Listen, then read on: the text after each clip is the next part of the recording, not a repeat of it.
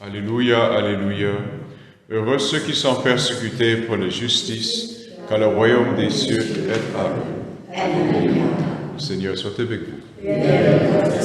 Évangile de Jésus-Christ selon saint Marc. Gloire à toi, Seigneur. En ce temps-là, Hérode avait donné l'ordre d'arrêter Jean le Baptiste et de l'enchaîner dans la prison, à cause de Hérodiade, la femme de son frère Philippe, que lui-même avait prise pour épouse. En effet, Jean lui disait, « Tu n'as pas le droit de prendre la femme de ton frère. » Hérodiade en voulait donc à Jean, et elle cherchait à le faire mourir. Mais elle n'y arrivait pas parce que Hérode avait peur de Jean.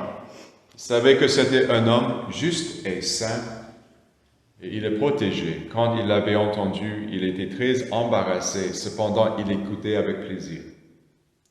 Or, une occasion favorable se présenta. Quand le jour de son anniversaire, Hérode fit un dîner pour ses dignitaires, pour les chefs de l'armée et pour les notables de la Galilée. La fille d'Hérodiade fit son entrée et dansa. Elle plut à Hérode et à ses convives. Le roi dit à la jeune fille, « Demande-moi ce que tu veux et je te le donnerai. » Et il lui fit ce serment. « Tout ce que tu me demanderas, je te le donnerai, même si c'était la moitié de mon royaume. » Elle sortit alors pour dire à sa mère, « Qu'est-ce que je vais demander ?» Hérodiade répondit, « La tête de Jean, celui qui baptise. » Aussitôt, la jeune fille s'empressa de retourner auprès du roi et lui fit cette demande, « Je veux que, tout de suite, tu me donnes sur un plat la tête de Jean le Baptiste. » Le roi fut vivement contrarié, mais à cause du serment et des convives, il ne voulut pas lui opposer un refus. Aussitôt, il envoya un garde avec l'ordre d'apporter la tête de Jean. Le garde s'en alla décapiter Jean dans la prison. Il apporta la tête sur un plat, le donna à la jeune fille, et la jeune fille le donna à sa mère. Ayant appris cela, les disciples de Jean vinrent reprendre son corps et le déposèrent dans un tombeau. Acclamons la parole de Dieu. Louange à toi, Seigneur Jésus.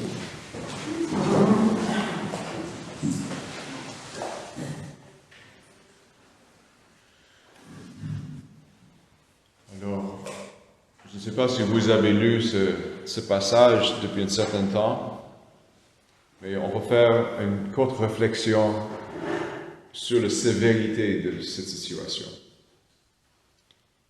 C'est le contexte dans lequel Jésus a vécu. Okay? C'est violent. Il y avait une certaine autorité, une puissance des magistrats, des rois, des prêtres sur les gens. C'est aussi une culture très décadente. Ils n'ont pas vraiment des vraies vertus, des vraies valeurs. Mais une des valeurs qui tenait vraiment fort, soit chez les Juifs, soit chez les païens, les Romains, c'était la force de la parole. Être le plus, on peut dire, véridique, ou non pas véridique, mais fidèle, merci beaucoup, fidèle à la parole qu'on prononce.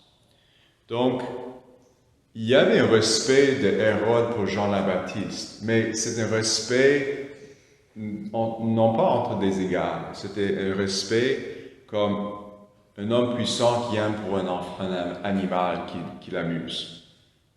Okay? Jean prêchait, Jean disait la parole de Dieu, et Hérode trouvait ça génial. Mais il n'y avait pas une conversion du cœur. Tu vois? Pourquoi?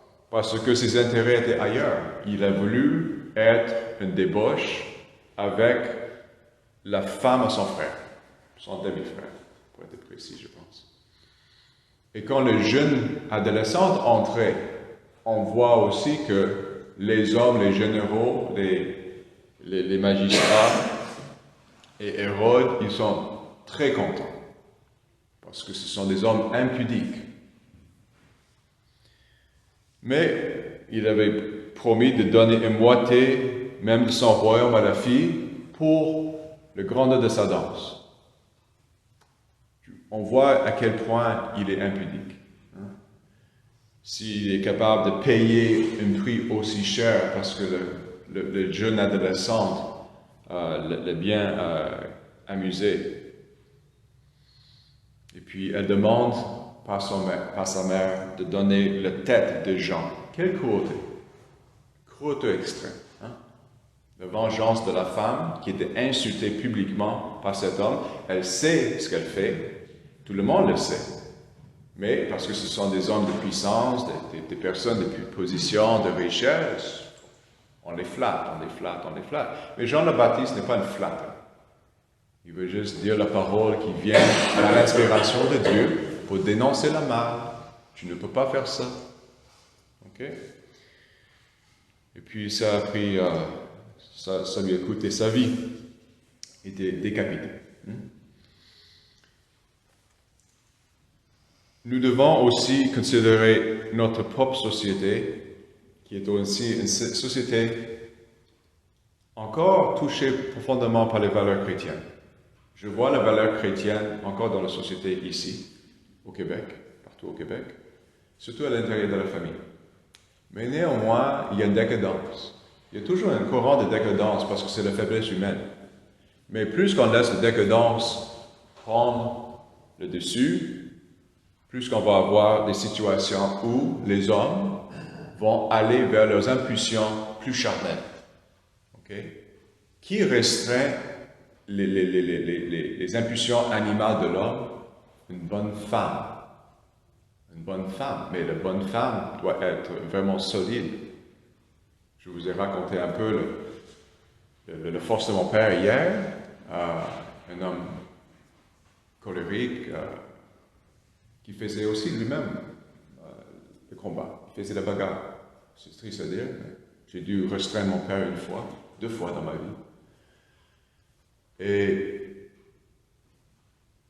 quand il est décédé, ma tante a dit, sa sœur a dit à ma mère, tu étais tellement bonne pour lui, parce qu'à travers le mariage, il a commencé à changer. Il a commencé à apprendre la douceur à travers ma mère, mais elle a tant souffert avec lui.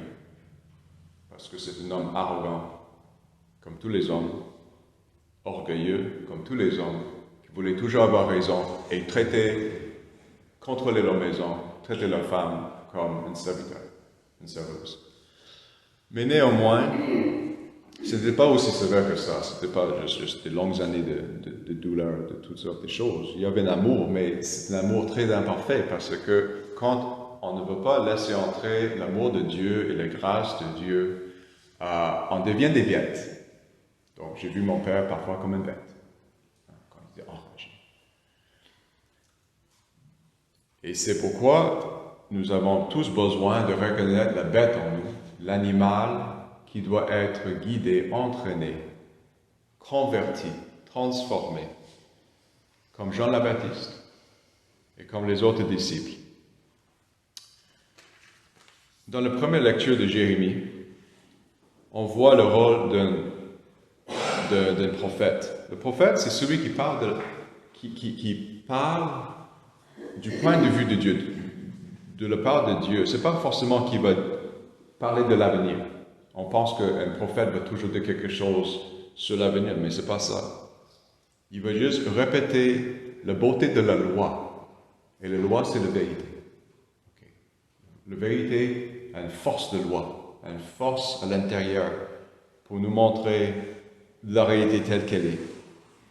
Et c'est pourquoi on voit le sens d'être persécuté, un combat et tout ça. Mais si on tient toujours à la vérité, en vue d'aimer les gens, peu importe ce qui nous arrive, même si c'est le martyre, on veut aller de l'avant. Okay? Donc nous devons être audacieux, courageux, de toujours proposer la vérité aux gens. Proposer, pas critiquer, proposer, comme Jean le Baptiste, en vue de convertir les gens et en vue d'aider les gens à se convertir. On ne peut pas convertir les gens, mais c'est eux qui sont touchés par la grâce de Dieu, qui veulent faire un changement de vie. On ne sait pas où est enterré tous ces personnages, mais on voit les disciples qui sont venus prendre la tête et le corps de Jean le Baptiste pour l'enterrer avec soin et le vénérer. On voit que les chrétiens, même s'ils sont toujours persécutés, ils sont le levier dans la société. C'est comme vous êtes toujours à l'intérieur de la société où nous vivons pour être ce point de référence, ce phare, pour guider les gens aussi.